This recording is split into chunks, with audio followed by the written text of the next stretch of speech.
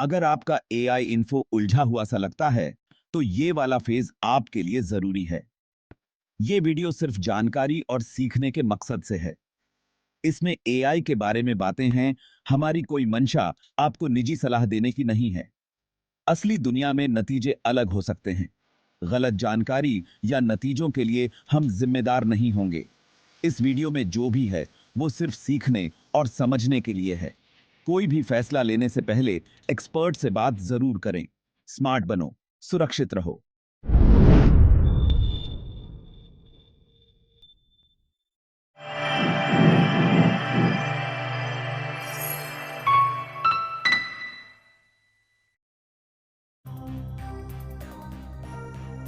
मजदूर जमीन खोद रहे थे। ये एक साधारण दिन था, जब मजदूर अपने रोजमर्रा के काम में लगे हुए थे। उनके हाथों में फावड़े और कुदालें थीं और वे धूल और मिट्टी को हटाने में व्यस्त थे। धरती के नीचे वो खजाने की तलाश में थे। हर बार जब वे मिट्टी हटाते, तो उनके दिलों में एक उम्मीद जागती कि शायद आज उन्हें कुछ अनमोल मिलेगा। ऊपर से क्यूबा की तेज धूप पड़ रही थी। सूरज की किरणें इतनी तेज थीं कि वे मजदूरों के पसीने को और भी बढ़ा रही थीं। धूल और पसीने के बीच वे अपने काम में लगे रहे। अचानक एक मजदूर का फावड़ा किसी सख्त चीज से टकराया। आवाज इतनी तेज थी कि सभी का ध्यान उस ओर खींच गया। सबने अपने काम को रोककर उस मजदूर की ओर देखा। ये कोई कीमती पत्थर नहीं था, ये सोना नहीं था। मजदूर ने सोचा कि शायद ये कोई साधारण पत्थर होगा, लेकिन जब उसने उसे साफ किया तो उसे कुछ और ही नजर आया। ये तो एक कब्र थी, जो सदियों से छुपी हुई थी। कब्र की दीवारें मिट्टी और पत्थरों से ढकी हुई थीं और उसे देखकर ऐसा लग रहा था कि ये बहुत पुरानी है। कब्र के अंदर एक मम्मी थी, एकदम सही सलामत। मम्मी की हालत देखकर ऐसा लग रहा था कि जैसे समय ने उसे छुआ ही नहीं हो। साल था 1950। ये वो समय था जब दुनिया में बहुत सारे बदलाव हो रहे थे। नई तकनीकें, नए विचार और नई खोजें हर दिन हो रही थीं। दुनिया बदलने के कगार पर थी। हर कोई भविष्य की ओर देख रहा था, लेकिन इस खोज ने सबको अतीत की ओर मोड़ दिया। लेकिन इस खोज ने तो जैसे वक्त को पीछे ही मोड़ दिया। ये मम्मी और ये कब्र एक नई कहानी कहने के लिए तैयार थीं। एक ऐसी कहानी जो सदियों से छुपी हुई थी। ये कोई आम मम्मी नहीं थी। इसके साथ कई रहस्य जुड़े हुए थे और हर कोई जानना चाहता था कि ये मम्मी किसकी है और इसका इतिहास क्या है। ये तो लाखों साल पुराना रहस्य था। इस खोज ने इतिहासकारों और वैज्ञानिकों को एक नई दिशा दी और वे इस मम्मी और कब्र के रहस्यों को सुलझाने में जुट गए। मम्मी चुपचाप लेटी हुई थी। वो एक खुरदुरे कपड़े में लिपटी हुई थी। उसके चेहरे पर एक मुखौटा था। मुखौटा ठंडा था, वो सख्त था, वो सोने का नहीं था, वो किसी ऐसी धातु का नहीं था जो इंसान जानता हो। मजदूर डर गए। उन्होंने ऐसा पहले कभी नहीं देखा था। ये कोई राजा नहीं था, ये कुछ और था, कुछ अजीब। वो मुखौटे तक पहुंचे। वो मम्मी का चेहरा देखना चाहते थे। ने वैज्ञानिक क्यूबा पहुंच गए। उन्हें ये मम्मी देखनी ही थी, उन्हें समझना ही था। वो मम्मी को एक गुप्त प्रयोगशाला में ले गए। उन्होंने कपड़े की जांच की, उन्होंने मुखौटे की जांच की, उन्होंने मम्मी की खुद जांच की। जांच ने एक ऐसी कहानी बताई जो नामुमकिन लगती थी। मम्मी 800 मिलियन साल पुरानी थी। धरती पर उस समय जीवन नया नया था। डायनासोर भी नहीं थे। भला मम्मी कैसे हो सकती है? मम्मी के कपड़े अजीब थे। ये कपड़े किसी साधारण कपड़े जैसे नहीं थे, बल्कि इनमें कुछ रहस्यमयी था। इन पर बने पैटर्न और डिजाइन भी बहुत ही अनोखे थे, जैसे किसी प्राचीन सभ्यता का कोई गुप्त संदेश हो। वो ऊन या सूती कपड़े के नहीं थे। ये कपड़े किसी भी पारंपरिक कपड़े से बिल्कुल अलग थे। जब इनकी तुलना ऊन या सूती कपड़े से की गई, तो अंतर साफ दिखाई दिया। ये कपड़े न केवल दिखने में अलग थे, बल्कि छूने में भी एकदम अलग अनुभव देते थे। वो किसी ऐसी चीज से बने थे जो वैज्ञानिकों ने पहले कभी नहीं देखी थी। जब वैज्ञानिकों ने इन कपड़ों की माइक्रोस्कोपिक जांच की, तो उन्हें ऐसे फाइबर मिले जो अब तक अज्ञात थे। ये फाइबर किसी भी जात प्राकृतिक या कृत्रिम फाइबर से मेल नहीं खाते थे। वो हल्के और मजबूत थे। इन कपड़ों की खासियत यह थी कि ये बहुत ही हल्के थे, लेकिन साथ ही बहुत मजबूत भी थे। वैज्ञानिकों ने इन पर कई तरह के परीक्षण किए और पाया कि ये कपड़े किसी भी जात सामग्री से अधिक टिकाऊ थे। वो धातु की तरह थे, लेकिन धरती पर पाई जाने वाली किसी भी धातु की तरह नहीं। इन कपड़ों की सतह पर एक धात्विक चमक थी, लेकिन यह चमक किसी भी जात धातु से अलग थी। यह धातु न केवल दिखने में अलग थी, बल्कि इसके गुण भी अनोखे थे। मम्मी के गहने तो और भी अजीब थे। इन गहनों में भी वही रहस्यमयी तत्व था जो कपड़ों में था। ये गहने किसी भी जात धातु से बने नहीं थे और इनका डिजाइन भी बहुत ही अनोखा था। वो भी उसी अनजानी धातु से बने थे। इन गहनों की धातु भी वही थी जो कपड़ों में पाई गई थी। यह धातु न केवल अनजानी थी, बल्कि इसके गुण भी बहुत ही अनोखे थे। धातु हल्की सी चमक रही थी।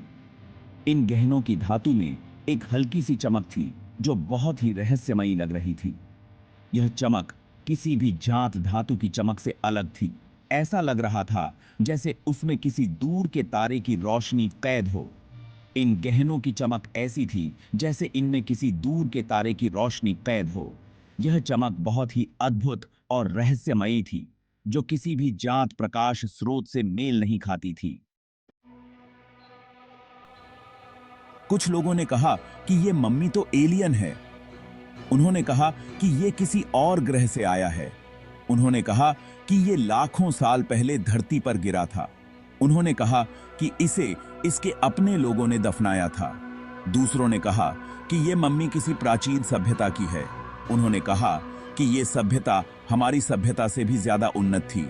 उन्होंने कहा कि उन्हें समय यात्रा और अंतरिक्ष उड़ान के राज पता थे।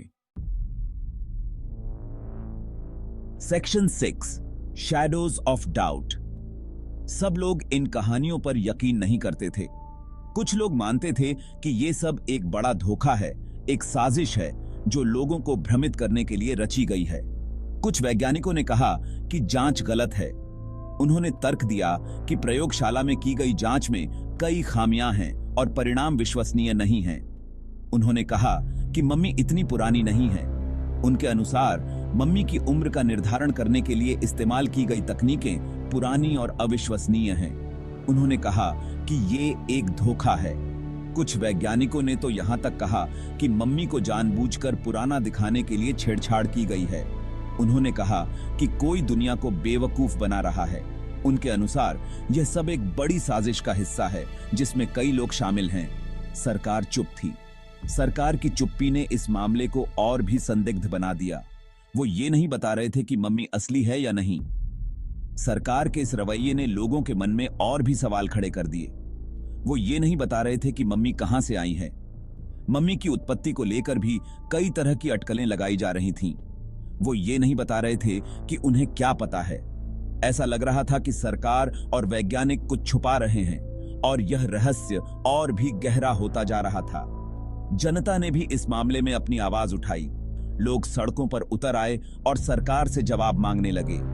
मीडिया ने भी इस मामले को जोर शोर से उठाया। पत्रकारों ने सरकार और वैज्ञानिकों से कड़े सवाल पूछे, लेकिन जवाब नहीं मिले।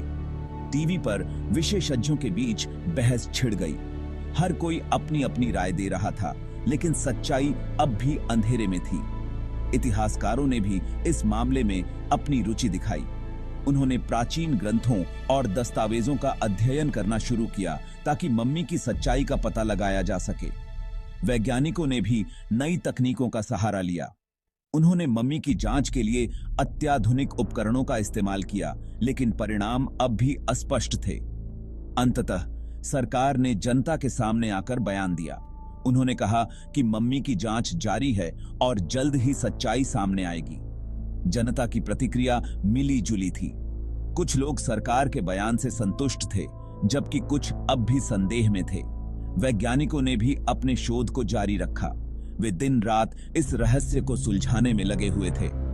मम्मी अब भी एक रहस्य बनी हुई थी। उसकी सच्चाई जानने के लिए सभी की निगाहें वैज्ञानिकों और सरकार पर टिकी हुई थीं। Section 7, the vanishing act. एक रात मम्मी गायब हो गई। वो प्रयोगशाला से गायब हो गई। कोई नहीं जानता कि ये कैसे हुआ। कुछ लोग कहते हैं कि सरकार इसे ले गई। वो कहते हैं कि सरकार इसे गुप्त रखना चाहती थी। दूसरे कहते हैं कि मम्मी खुद ही गायब हो गई। वो कहते हैं कि ये अपने समय में वापस चली गई। वो कहते हैं कि ये सितारों में वापस चली गई। Section 8 echoes of the past. 800 million साल पुरानी मम्मी का रहस्य अब भी बना हुआ है। सच्चाई कोई नहीं जानता। क्या ये एलियन था? क्या ये किसी प्राचीन सभ्यता से था? या ये सब एक धोखा था? हम शायद कभी नहीं जान पाएंगे, लेकिन ये कहानी हमें याद दिलाती है कि दुनिया में अब भी रहस्य हैं। अब भी ऐसी चीजें हैं जो हम नहीं समझते हैं। Section 9 N ancient enigma. 800 million साल पुरानी ये मम्मी एक पहेली है। ये एक ऐसी पहेली है जो शायद कभी सुलझेगी नहीं, लेकिन ये एक ऐसी पहेली है जो हमें हैरान करती रहेगी। ये हमें ब्रह्मांड में अपनी जगह के बारे में सोचने पर मजबूर करती है। ये चेतामेदी में अतीत के बारे में सोचने पर मजबूर करती है, और ये हमें भविष्य के बारे में सोचने पर मजबूर करती है।